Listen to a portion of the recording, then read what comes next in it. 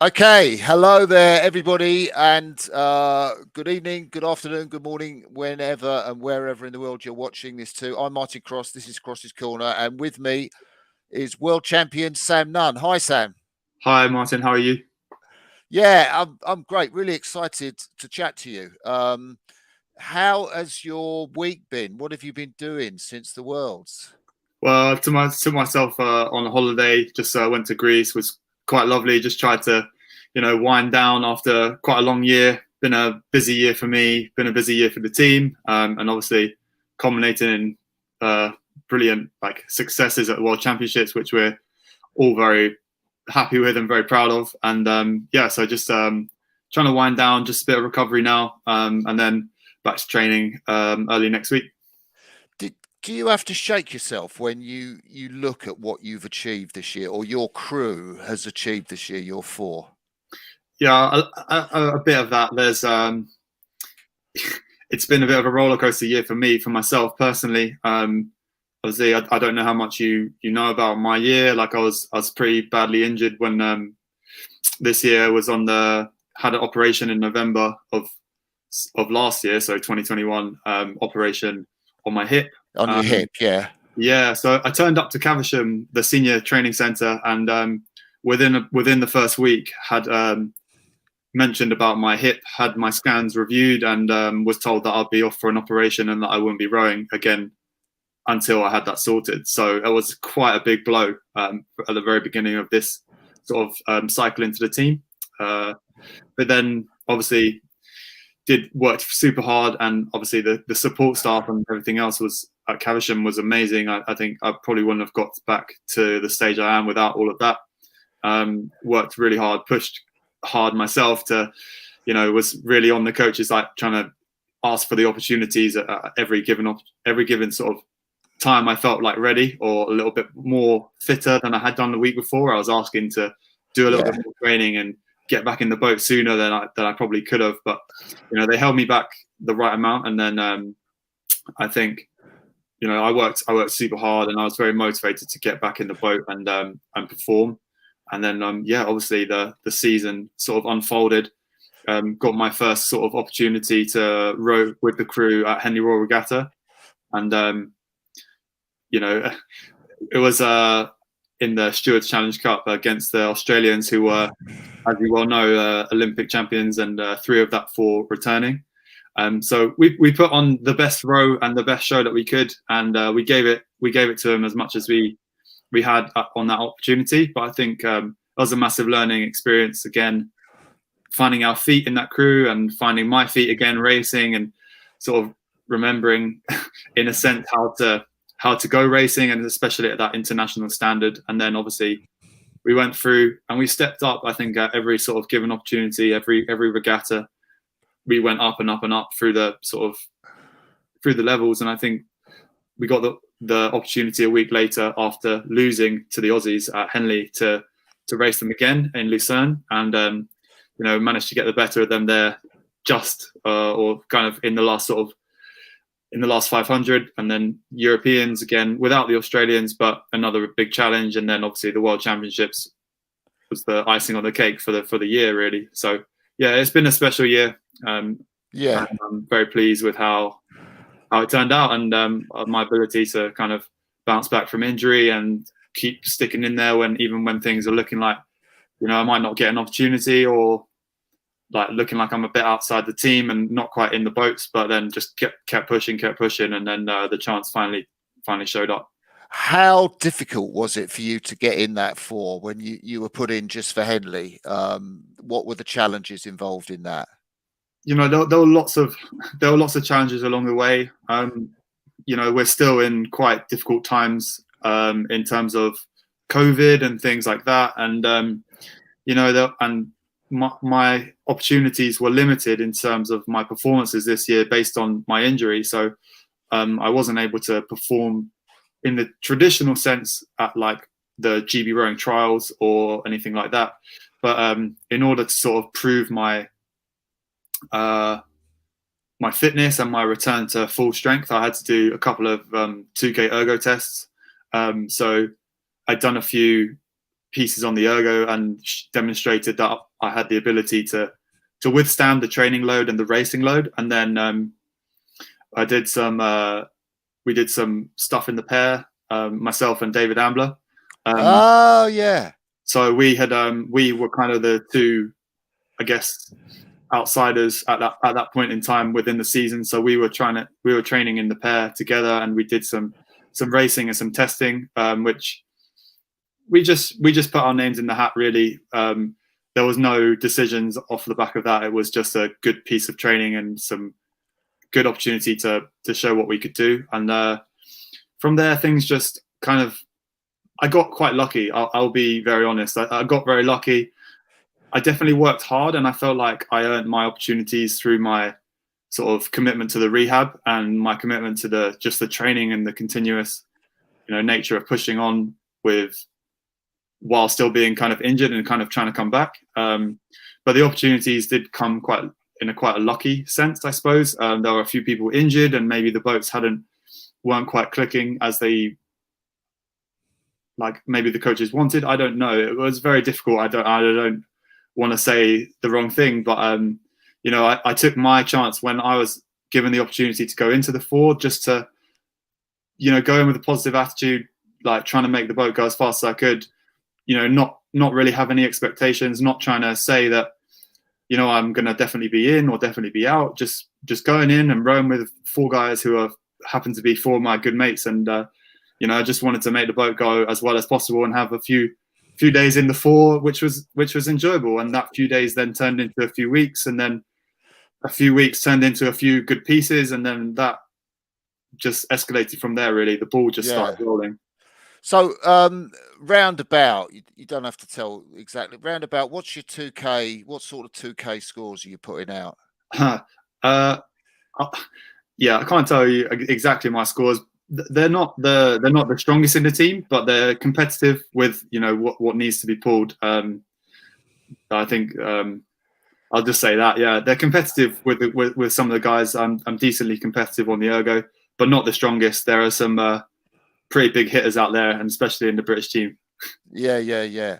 Which makes it all the more remarkable in terms of the 4 of how you actually rowed. I mean, there was a set way that you guys rowed. I think, in fact, to the whole British team. When was that decided that you would row, or the sweep guys would row in that particular way? Not too high with the rating, long strokes.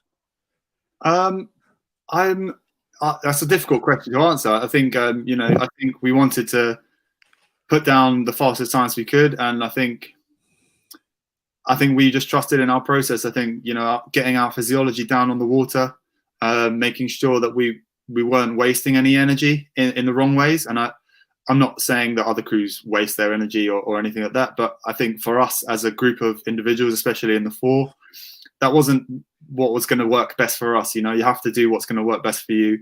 And I think, rating a little bit lower and working a bit harder, making sure that we were really connected with our strokes, and making sure that, from point A to point B, where you put the blade in point A and taking the blade out point B, was, we're working as hard as we can, and we weren't wasting anything. So I'm not sure that there was a date or conscious, we must change everything we're doing and we're going to row like this from now on. It was just a combination of the whole year and making sure that we, kind of built on what we wanted, set a good foundation of rowing long and rowing powerfully. And, that just kind of transpired into rating at probably not much higher than 37 in the middle of the race. Yeah. How was it decided who went where in the boat? Because I know when Freddie raced in the 4 at Zabaudia in 2021, was it? He was in the bow seat, and I know that you raced there in the 4 that finished second, and you were in the stroke seat. Yeah, correct. So in 2021 in Italy, that was in Sabaudia, we raced. Me and Freddie weren't in the same crew. We were in different 4s and that regatta a year or so ago. And I was in the stroke seat. It was a great opportunity. I took it on.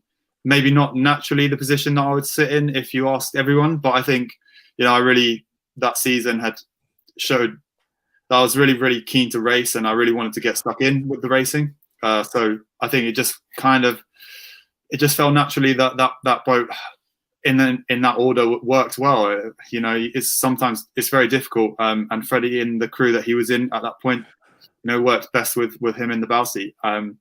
This time around, I think Freddie obviously does a phenomenal job at setting up the rhythm. I think all credit to him. He did a brilliant job throughout this season, and my position this year and this time around landed more in the 2 seat and having a little bit more control of maybe doing the calls and trying to, you know, let the guys know where we were in the races. I was sort of the dictator of the calls, I suppose, rather than the rhythm and the rate. And that was Freddie's job, and my job was to back him up with all I could in terms of power and efficiency, and then to let the guys know exactly where we were in the race and what we wanted to do. You must have loved doing that. Yeah, it was a really good experience. I'm glad that the coaches and the other 3 guys, like, trusted me throughout the process, like, and gave me the opportunity to do that. And I think, you know, definitely I hold my hands up. There were points where maybe I didn't do that perfectly well, and we had discussions about that. But I think the thing about our 4 throughout this season was that we had no sort of, you know, no massive egos. We all sort of took it on, and we were very productive with one another. If there was something that wasn't right, we were able to speak about that and speak honestly to each other. And I think that really helped throughout the whole time, just the improvements and everything that we did, really. So yeah, but come the World Championships, I think we'd had these conversations, and I did my job and played my sort of 25% of the role, and everybody else did their jobs too. So there's a question here which has come up, which is maybe a good little time to talk about your crewmates. Yeah, the 4 guys, I guess it was a 5 really, if you include Dave Ambler. But how do you feel about that?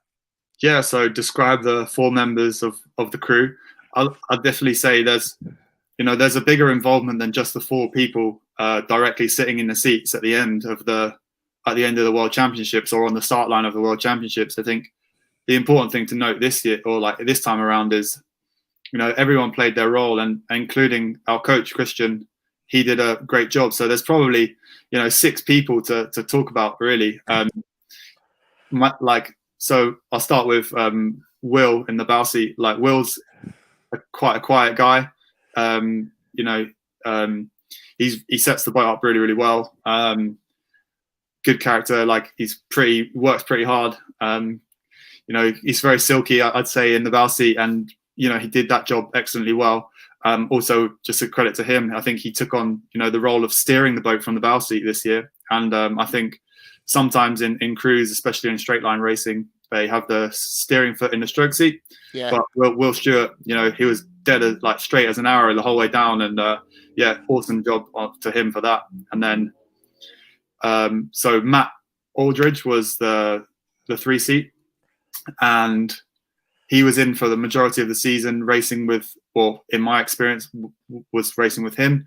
You know, Matt's again a guy that is very level-headed, very calm. He adds good sort of technical feedback when the boat's not going well, and sometimes when maybe my temper's like starting to rise up in the crew or the situations are going down, he calms me down like decently well, and is quite like he's a good mediator. He's a very good communicator too, like between sort of the stroke seat and the bow section of the boat. I think if Freddie Davidson, you know, if Freddie wanted something, we necessarily couldn't always hear that communication. So Matt was definitely the sort of the link between, and I think he did an excellent job of that throughout the year. And then Freddie's great, like, guy as well, very easygoing, like, majority of the time.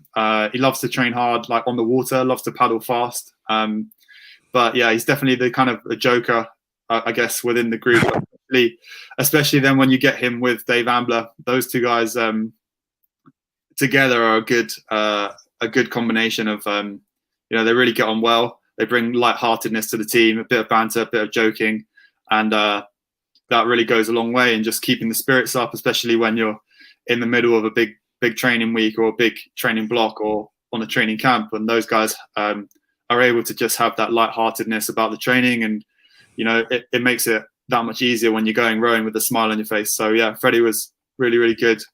And I'd also say like Freddie definitely knows what he wants, which I think is a really good trait to have. You know, he's got that sort of ability to understand when the boat's going well and how the boat's feeling. And I think he transferred that through like the four of us and helped us to all sort of get on that like as frequently as we could. You know, rowing's a sport where it's not always going to be perfect, and sometimes you're going to have sessions that aren't maybe your best. But I think we were searching as a crew, as a four individuals coming together as one, like always trying to search for that sort of 1% extra, that 1% more speed, like 1% better than the day before. And I think that was a really, really good trait we had. And then also, I've spoken a lot, yeah. but Christian as well, just like a big shout out to him. Like I think he's been brilliant with us. Obviously I didn't know Christian previously, but I've heard like a lot of good things about him this year, like in terms of everyone says that Christian's like transformed as a like coach, and his style's been really good with us. We worked really real well with him. The four of us, we got on well with him, and I think he got on well with us. So yeah, like it was a big project. Everyone was involved, and I'm very pleased that was the four guys that we trained and rode with that were the ones in the crew. So yeah, it's good. What would you say was your best row of the season? I'm not sure if you can hear me, Martin. You just kind of cut out a little bit there.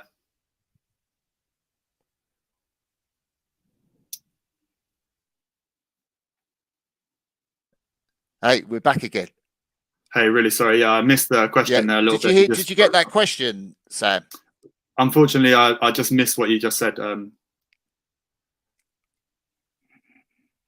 Hello, Sam. Hey there. Hey there. I get that question that I asked you. Sorry, no, I missed the question. What would you say was your best row of the season, and why? I think it's very difficult. I do actually think we had one of our best rows in the final at the World Championships. It's maybe a bit cliche to say that, but for me, I think the way in which we delivered sort of again what we'd said we wanted to do, and I thought the call and the delivery was something that we had worked on together as a crew, and with Christian, it was all about that sort of if something is said, we act on it like instantly, no matter whether we think it's the right call or the wrong call. We go with it and then we assess after. And I think the calls were the right calls at the right time, and I think we acted upon them exceptionally well. And we put together the best race in the final. So yeah, probably that. Now, what was the thoughts going through the crew when you found out that Matt couldn't row in the boat and you had to have a sub on board? Just describe to me what was going through your head and other people's heads at that moment. First and foremost, I think I was like, we were just gutted, like, to hear that Matt had come down with COVID. It was like really, really disappointing for our whole sort of process. It felt a little bit like, we've worked together as a four for a long time, and we've been away on a long training camp obviously in Silveretta and Viz, and then we'd done that whole thing with Matt, and it felt like he was obviously a key part of the project. And to have him go down with COVID was more just like thoughts going out to him, really. Like, it was just like, felt so sorry for him and quite gutted for the crew. Initially I was a bit, probably a bit panicked in terms of just like, oh no, like what happens now kind of thing. And I must say, I think initially I was probably a bit like, well, this is like, it's kind of a make or break moment, like we're either going to fall apart here or we're going to rally together. And luckily, we rallied together, and Dave came in and like I said, he did a phenomenal job in doing so. And yeah, we really took it on through the regatta as well. It wasn't just, it wasn't perfect on day one, and you wouldn't expect it to be. When Dave came in and we had that crew shake up, it took us a few days and a few rows to find out and find our feet. And I think we just used it as an opportunity to get better each day. I think the momentum that we had throughout the regatta was almost, like, I hate to say it, almost beneficial in a way, that we had to be really focused and we had to be really on it, because we knew that a key part of the crew had kind of been taken away from us. So then we had to really sort of find a new level every time that we went rowing, because if we weren't like finding that level, we wouldn't be at our absolute best by the time of the final. So yeah, I mean, it's quite remarkable, isn't it, that you guys first time at a World Championships for all of your four, you end up world champions. The men's suite, the 8 ends up world champions, and you end up world champions in a way that you're rowing. I mean, I think the 4 was like ethereal. There was a beauty about the rowing that was, you know, if you were showing a video and say how to move easily, how to move fluidly, you kind of show them a video of your 4. I'm glad you say that. That's very complimentary of you. Thank you so much. I don't think I've ever had anyone describe my rowing as ethereal. Well, it must have felt like that. I mean, was that the best crew you'd ever been in? It's got to be close to, for sure. I think I'm sorry, I'm a bit lost for the question. You just complimented my rowing like so much that I'm a bit lost for words. But no, I think throughout we just try to step on, and we just try to never like hold ourselves to any standard. Like no standard was kind of good enough. We always just wanted to, be that bit better. Like I said, we were trying to search for those 1% every day, and that's what we looked for. How much of that rowing and the style and the technique was down to the performance director Paul Stannard and his work? Obviously Paul's the head coach, and kind of what he says goes, I suppose. We personally, I didn't have a lot of one-to-one coaching with Paul as a crew. Paul worked mostly with the men's sculling team in terms of, he oversaw all the boats, and he would give his sort of nod of approval as he came past every now and then. And I think that was a really good sign, and it was actually quite motivating for me when Paul gave us a good nod of approval. But yeah, like I said, we worked most closely in terms with the 4 with Christian, and we just tried to row long, and we tried to row with still bodies. I think just to touch on this as a whole, like the 4 of us that sort of went through the season with Matt, and then obviously with Dave at the end, had all rowed together at Oxford Brookes. And I think we sort of came together as a team there, and then obviously transitioned into the national team. And again, we've sort of reconnected that sort of ability to all row in a very similar pattern throughout the year. And I think we're just on the same page that, we can't win this race, or we can't win races as individuals. We need each other to win these races. And if we want to win the best races, like the World Championships, and potentially in the future, maybe even, who knows, the Olympic Games, if we do get to that standard, it can't be won as an individual. It has to be the 4 of us committing to something that we're going to make the boat go to the fastest together. And I think that was a big part of it as well. Just really realizing that, the guys around you are an important part, just as important as you are to the boat, So that was my take on the approach to it. Well, that's really interesting. You talk about Oxford Brookes. I know we were chatting before about, your route into the World Championship rowing, and we talked a bit about you as a Husky freshman. And perhaps you can talk a bit about that now, because I found that really interesting, and I know we're going to talk about the transition from that to Brookes. Yeah, so I wouldn't necessarily describe myself as a husky oarsman personally. You know, I was very, very lucky. Out of sort of junior rowing, I pulled some decent times on the ergo at sort of 18 years old, 17, 18. I was around sort of the 6:05 mark on the ergo. And then from there, I did get the opportunity to go to Washington for 1 year, and it was a brilliant year, and it was a brilliant opportunity. And I would highly recommend going and doing those experiences if you get the opportunity. But things didn't quite work out. You know, looking back as a self-reflection, I probably don't think that I was maybe good enough at the time to compete on their program. I'd never really done any sweep rowing before going there. I'd only been sculling as a junior. And so, yeah, unfortunately, I didn't make the freshman 8 in my first year at Washington. And as a result, I didn't go to the IRA championships, which is the American College Championships. So off the back of that, I had some conversations with the head coach, Mike Callahan, at the time, and Matt Rung, who was the assistant sort of freshman coach. And we spoke, and I went home for summer, not really knowing what was going to happen, thinking I was going back, but not really sure. And then after some conversations over Skype, which was potentially not the nicest way to find out, they sort of changed the deal of my scholarship, which I had at the time, and reduced my funding, which meant that unfortunately I couldn't afford the costs of the American university system. So I decided at that point that I was going to come back to the UK and study and continue my rowing and restart my studies at Oxford Brookes.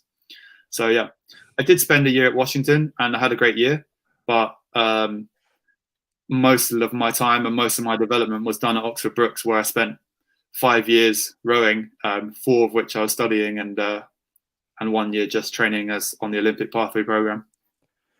So what did being at Brookes do for you, and how did that come about? So how did the program work for you, and was it you mentioned you weren't in the freshman 8 that first year at Washington, but what happened your first year at Brookes, for example? Yeah, so like with everything, I tried to learn as much as I could from the experience of going to Washington, and I just took that into Brookes and try to get the ball rolling as soon as I could. And as soon as I got to Brookes, was trying my hardest on the water and trying my hardest on the ergo, and just putting in a good performance in terms of just effort levels and listening and learning as much as I could from the people around me. And I think that goes a long way in itself. Just turning up every day, trying hard and getting stuck in. You're going to pick things up from the people around you, and that was sort of my approach. I definitely think the standard of rowing at Oxford Brookes is exceptionally high across the board. Everyone rows a very, very similar style throughout all of the boats, and I think that massively helped.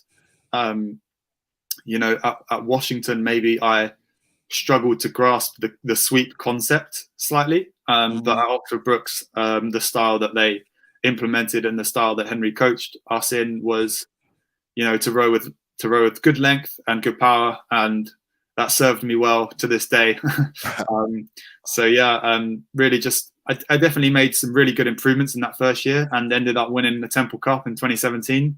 Managed to make the 8 that year, which was a massive achievement for me, like off the back of kind of being cut and kind of feeling as though I wasn't quite good enough, to then coming back into the UK and winning the top flight university championship event at Henley was an exceptional experience for me. Had a brilliant time doing it. So yeah. So maybe that year, what in terms of the way that Brookes rows, how similar is the way that Brookes row to the way that your 4 rowed? Or are there nuances or differences? I think actually what I took from my experience at Brookes was, trusting in the process of, if you are rowing really, if you're rowing long strokes and you're rowing hard, powerful strokes that are connected well, you're gonna make the boat go decently fast. And as long as you're not doing anything to disrupt that on the way forwards of the stroke, I think again, like I said, it serves you well. I do think there's definitely elements of our rowing at Oxford Brookes, especially maybe we hadn't been in this combination of our World Championship 4 at Oxford Brookes, but we were able to take sort of experiences and styles of rowing, and we blended them into our own this year with sort of transforming what we learned and what the foundations that Oxford Brookes had laid for us. And then we took them into the national team and took them into the 4. And I think, there's a definite, I'm not saying that Brookes' style is the same as Caversham or the GB rowing style is the same. And everyone has slightly different styles, but at the end of the day, rowing is rowing, and you put the blade in at one end, you pull it through as like fairly hard, and you try and take it out cleanly at the other end. And I think that's just the process that we went through with the 4, and also during my time at Oxford Brookes, just doing things more efficiently and spending our energy better and better. Is there more competitive training at Brookes than there is you mean compared to the GB rowing team? Yeah. There's, at Oxford Brookes, you have the luxury of, I suppose, having a huge number of guys and girls training all at the same place, all at the same time. So you kind of have roughly, I'd say, maybe 40 men. So that's what, like 5/8 worth of guys, 5 or 6/8 worth of guys.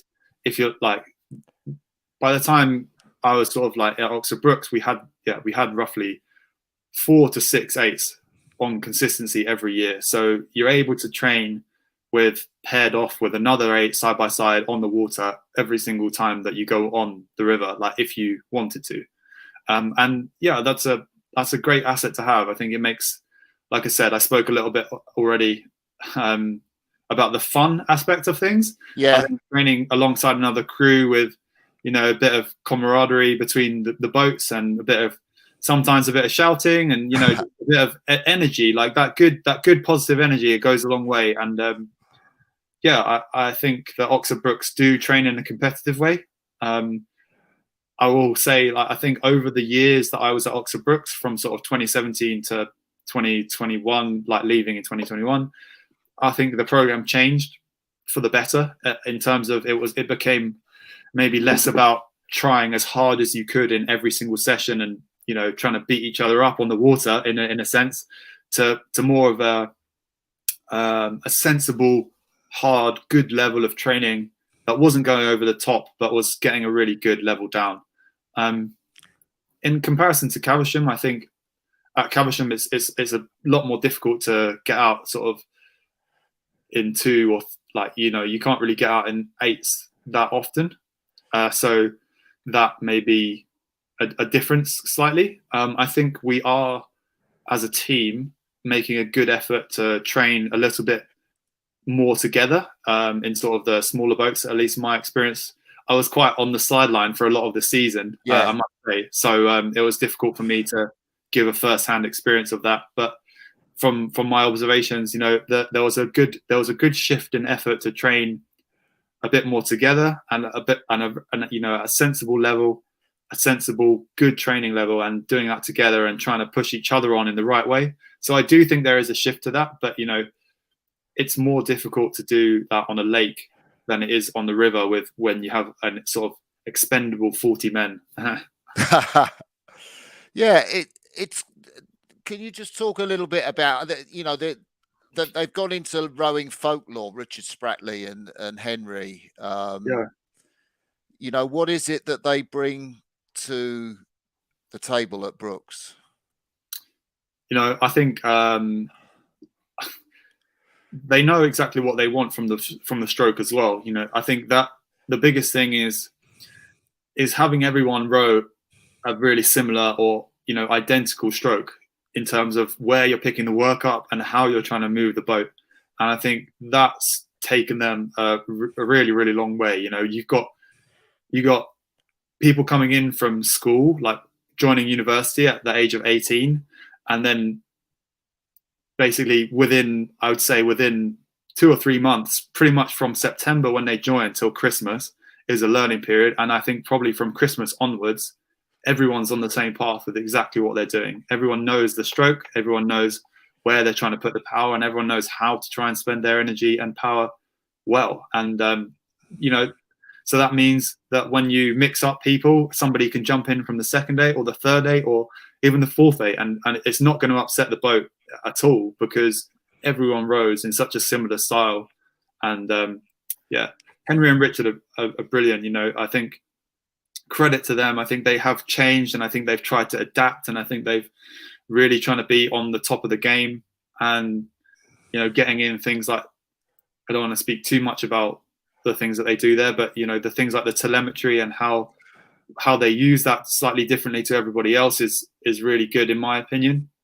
It's they definitely try and be one step ahead, and they're always searching for something to be better and how to make their boats go faster. And each year on year you see the results coming down. You got like student eights rowing like really low 530s at Bucks and on Nottingham, which is notoriously not that much of a rapid lake, but at Bucks you got student 8 rowing 530. It's amazing, and they churn that out year on year. So I think they're getting something right there.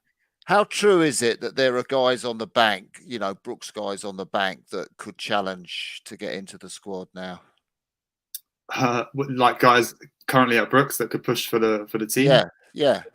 I think what they do there is really good, and I think people would give a good hand. They'd be accountable for their actions. Like they'd come in, and I'm sure they'd give it a really good crack. I don't know whether there's, who knows really is the answer. I don't, that's fair enough. Definitely some really good guys coming through. Some young guys, some guys that are definitely pushing and definitely should be looking to do that, I think. And there's absolutely no reason why they should be held back. I think they should aim for coming into the national team and taking it on, and that's the position I was in. Like you got to start somewhere, and you should always aim for trying to push into the national team and that next step. And how can you better yourself? I don't maybe necessarily know that there's anyone there at the moment that's sort of going to burst into this like Caversham building and tear it apart, but within a couple of years I don't see why there should be any reason why those guys shouldn't be aiming to do that. And after maybe the next Olympiad, who knows, but anything's possible. And I wouldn't like to say yes or no to anyone there. I think they should all be striving to do the things that they want to do, and if they set their heart to do that, then there's absolutely no reason why they couldn't.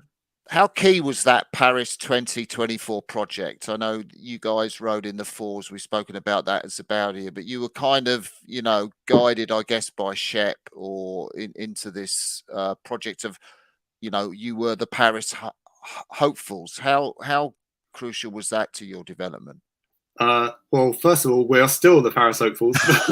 Okay. I mean, none of us are there yet. There's still a long way to go.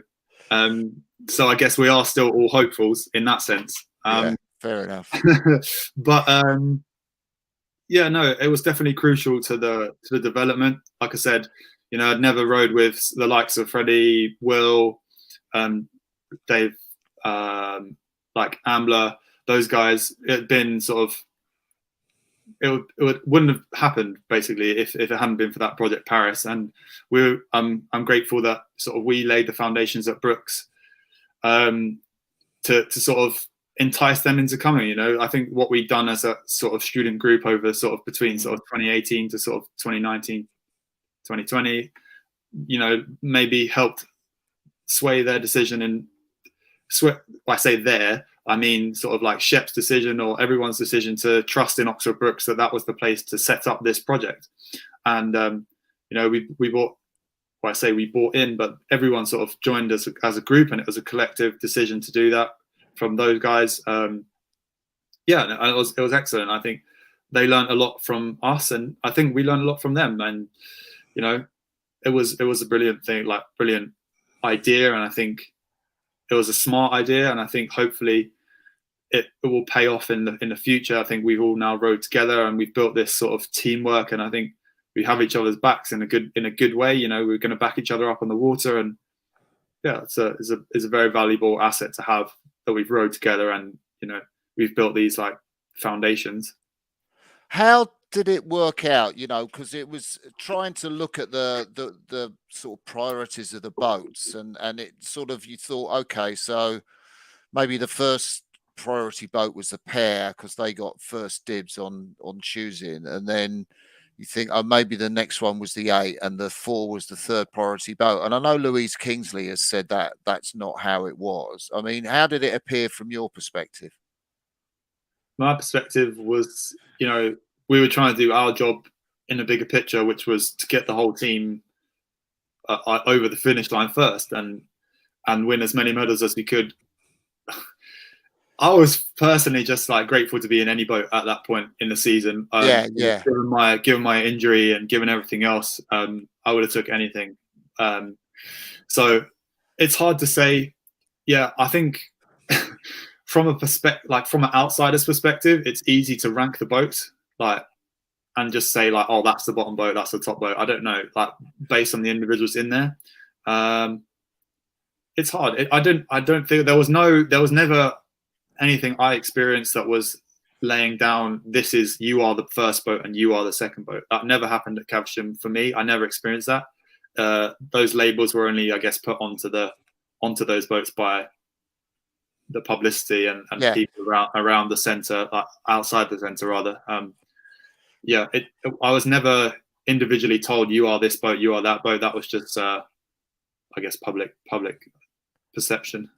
Yeah, there's a lot made now of the difference in Caversham in the sort of in the Tokyo year, and maybe a bit before that, and now in terms of the atmosphere, and I guess looking at what Louise Kingsley has been able to achieve as performance director.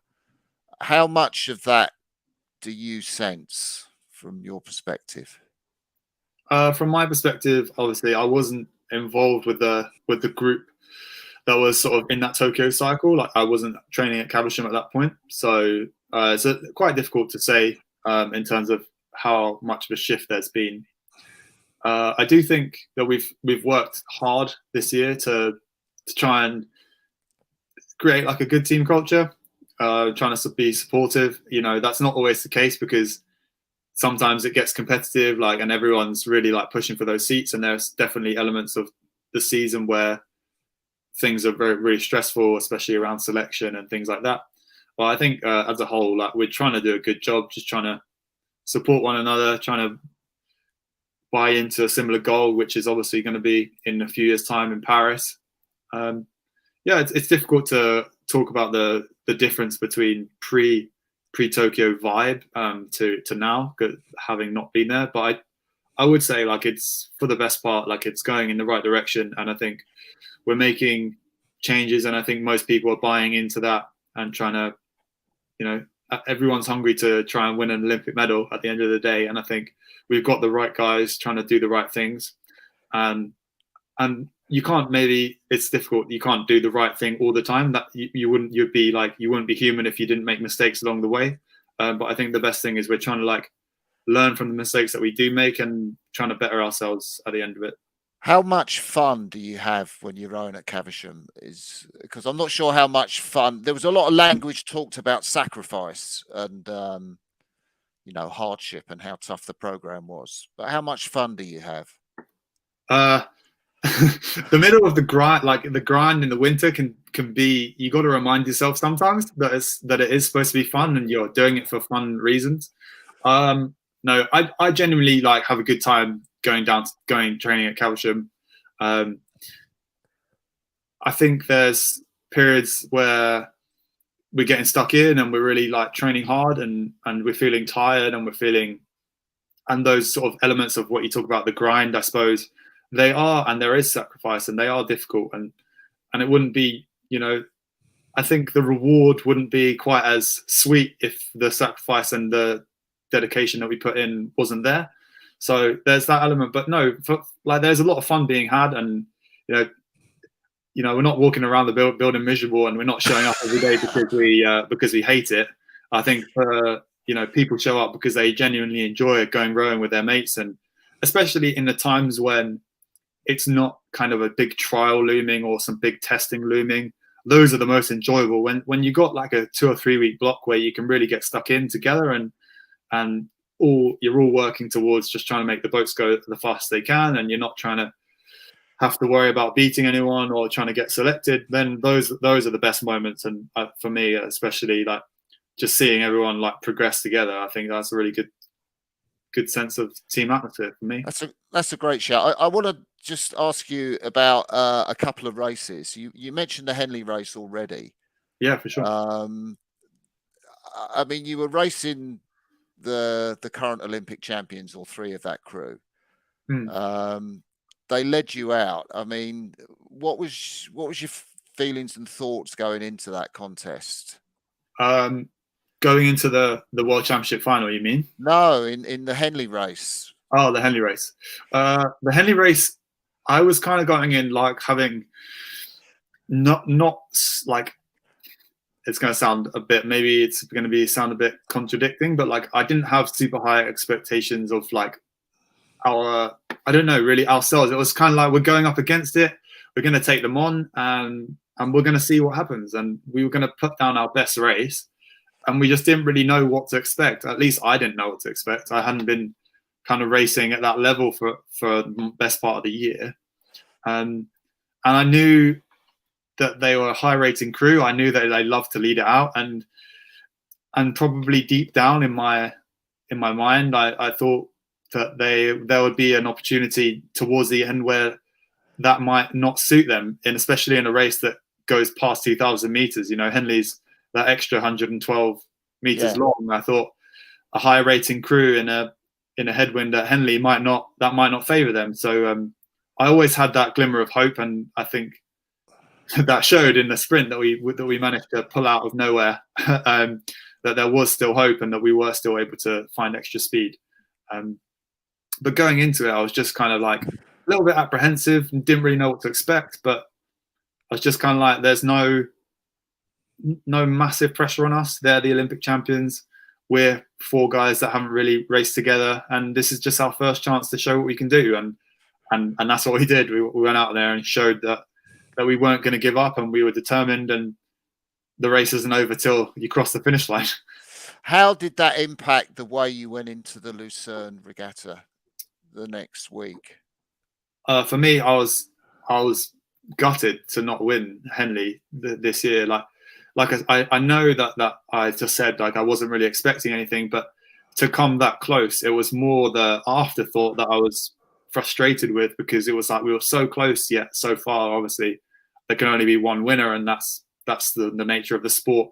But I was definitely hungry for, I guess, maybe not revenge, but like you just want to really go out there. And I think we took a massive confidence from that, knowing that we could do that, and that if we just held on slightly earlier, or we started turning the screw and we started coming into the final sprint just a little bit earlier, we could have maybe done something different, and we could maybe overturn this. And it was this maybe that was kind of like looming, sort of glimmer of hope that we sort of clung on to. At least for myself, I was like, we can do this, like we can overturn this. And I think that sort of sense of excitement and that hunger to go out there and perform the following week was really good. And like, obviously it played into our favor, the fact that the races were so close together, because it meant that feeling of, I guess, disappointment from the Henley race of losing by less than a second, to we didn't have to wait long to get another opportunity to overturn it, So it was still like quite vivid in the mind, remembering that. And that really obviously fueled the fire to go out there and take them on the week after. Must have felt great winning on the Rothsay for you.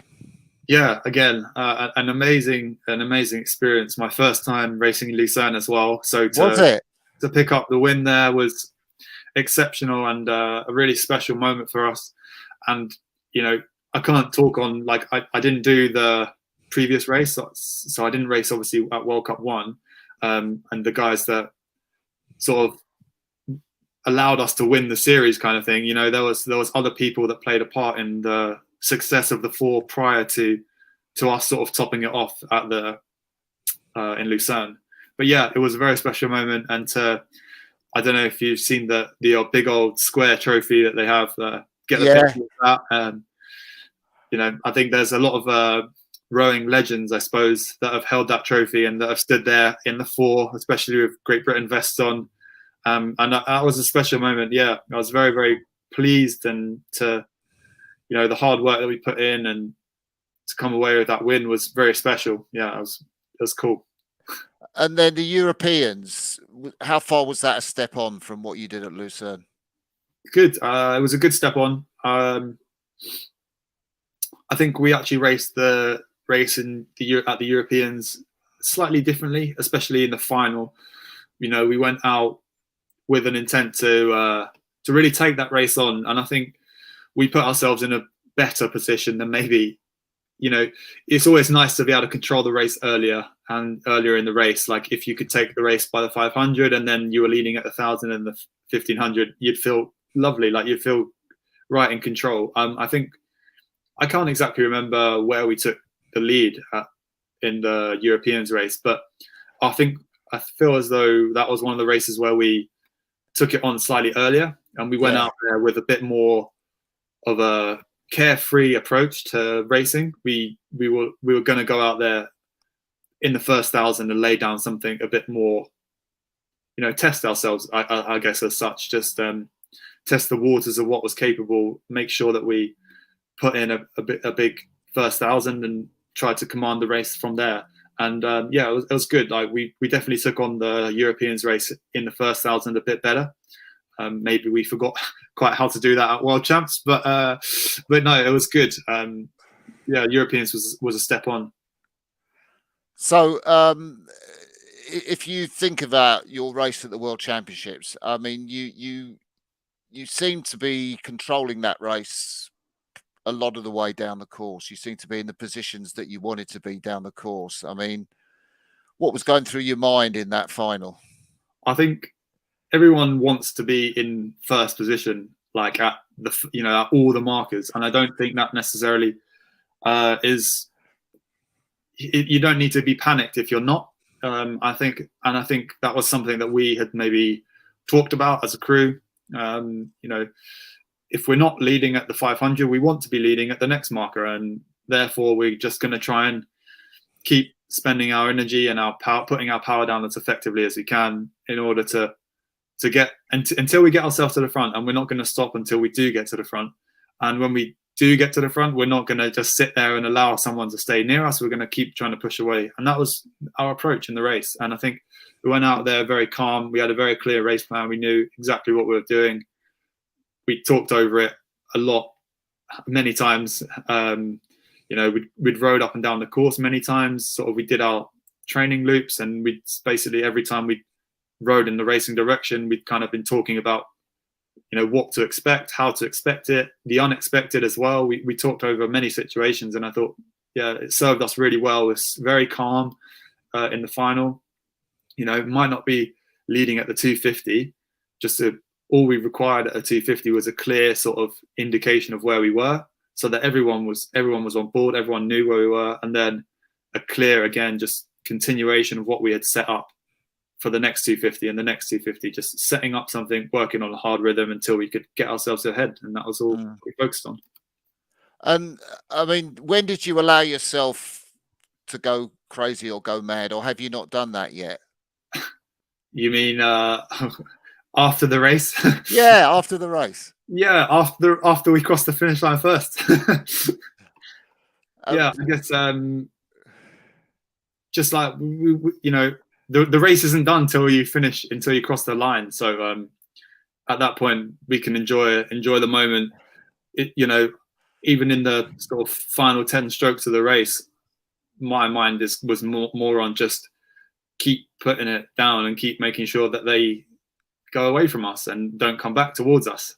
And sometimes that's harder than others to make that happen. But obviously this time we executed our race plan well, and we were efficient through the middle, and we were able to continue just, hopefully pushing away. And that's what we did. And it was, as soon as we crossed the line, the buzzer's gone, then enjoy it, enjoy the moment and celebrate. I tried to try to enjoy the races where we can. You know, that's why we do it. It's for that sort of elation moment that it's all done, it's all finished. Yeah, it's good. So, are you still sort of pinching yourself when you think of yourself as Sam Nunn world champion, or has it sunk in at all? I don't feel like anything's changed massively. I'll be honest. It's, you know, I'm not waking up, walking down the street thinking, oh, look, here I am, world champion. You know, nobody on the street knows that I won a world championship. So just treat everyone the same. No one should be treating, I don't know, me that differently. It's just, you know, it's been a brilliant experience. I loved doing it. I'm glad.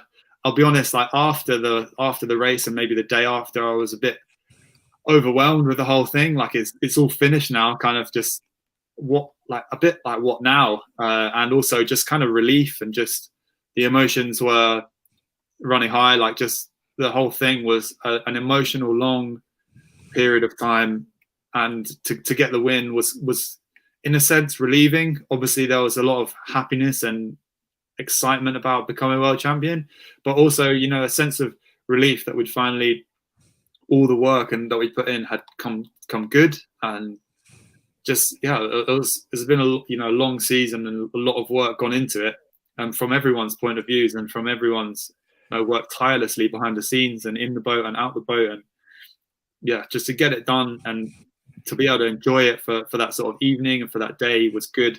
But yeah, there's a lot of emotion. Just like really happy to have done it, but almost like, oh, the weight's kind of lifted off the shoulders now, and kind of just sit here and think about it all and take it in.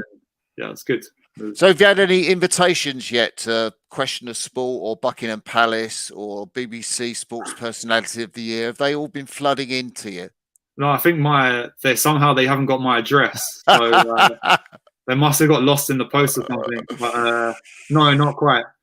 I don't know whether I'm Sports Personality of the Year worthy, so no, there's probably not that. That's not going to be coming my way anytime soon. But yeah, well, you know, it's a great honor to like have won a world championship, and I don't know. No, there's not been any invitations to anything like Buckingham Palace, but if they want, they can invite me. I'll take them up on the offer.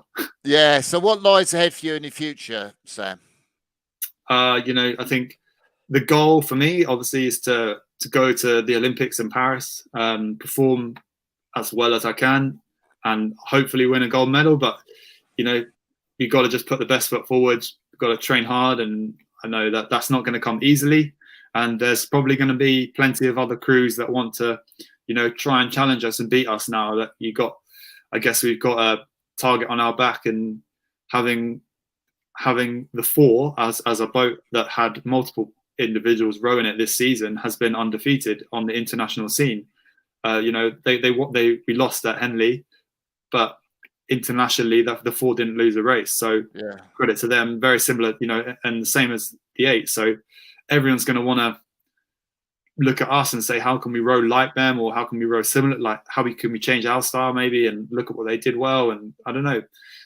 Everyone's going to be targeting us, and I think that's important to remember, and just try and keep grinding on the training. So yeah, I guess what's next is just go back, keep working hard, train at Caversham for another year, and try and repeat the process next year. And yeah, do a better job than we did this year. Just see if we can step on. You know, for me, I'll probably just be quite outspoken about the fact that I'd really love to try and challenge the world record in the four at some point.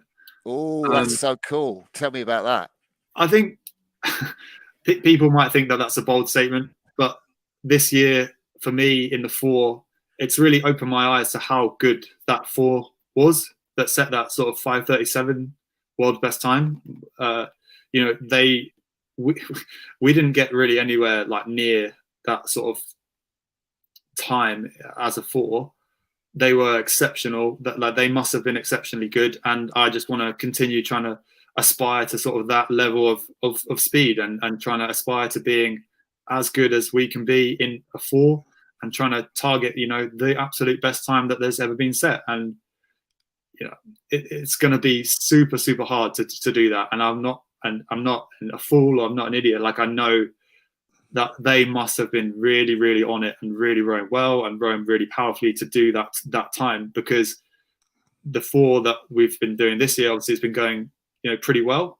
And that time is something quite special, and I'd love to get as close to that as possible. So that'll be my biggest driving push, I think, just to try and go as close to that as we can. That's a great drive to have. I remember that day on the Rothsay, the wind was really blew up. It wasn't quite white caps at the finish, but it was quite big waves, especially for the Rothsay. And I don't think it was the only record to go that day. You got to have fast conditions to go really, really fast, and I'm aware of that too. But if we can aspire to be on the same level, or better, there shouldn't be a limit to what is achievable. And I think that would be something really cool to try and do one day. I'd love to do it. I don't know that it will happen. A lot of things need to fall into place for it to happen. But I really want to push that sort of the limit of what's possible and just not cap it, really. That's outstanding. I love that. Just maybe finally, so many medals in the team, from the paras, the women lightweights, the women's 4, the men's sweep guys, the sculling guys, the quad. Just give us a sense of what it's like to be in a team that's performing at that level. It's brilliant. Like, you can't, I don't think people underestimate the value of having other talented and exceptional athletes all around them. If you're able to look to your left and right and know that the training that everybody else is doing and the way that they're carrying themselves is of that level that's going to be able to perform and win a world championships, I think it's really, really good. Like, just to be in a sense of a team where everyone's sort of putting in this work, and I think you can look to your left and you can look to your right and just know that everyone's carrying themselves in a way that's trying to achieve these things. And I don't think people are really arrogant about it at the moment. Like, people have just been humble and worked hard this year and tried to get the results that they wanted and that they deserved. And maybe in the past, there's been a decent amount of people talking about the team, sort of at the Olympics and stuff like that. And, everyone's just come back this year, and it's been a really good drive, a really good hunger to sort of just get after it. And I think that's, it's super valuable just to come down every day and have that sort of around you, just that atmosphere, and everyone trying to put in what they can to try and make the boats go the best and the fastest. Yeah. That's amazing. Sam, it's been an absolute privilege and a pleasure spending the last hour or more in your time and your company. It's been great. Thank you. It's so grateful that you could manage to find the time for Crossy's Corner, and really do wish that you get more chance for that 4 to develop and move on and attack that world's best time pace. I hope so too. Like, it'll be pretty special if we can continue, but we know that we got to be good individuals and try and earn our seats, and no one's safe. So just keep working hard and see what happens. Magic. We'll end the live part of this interview now, but thank you, Sam Nunn. You've been brilliant. No problem. Thank you. Bye.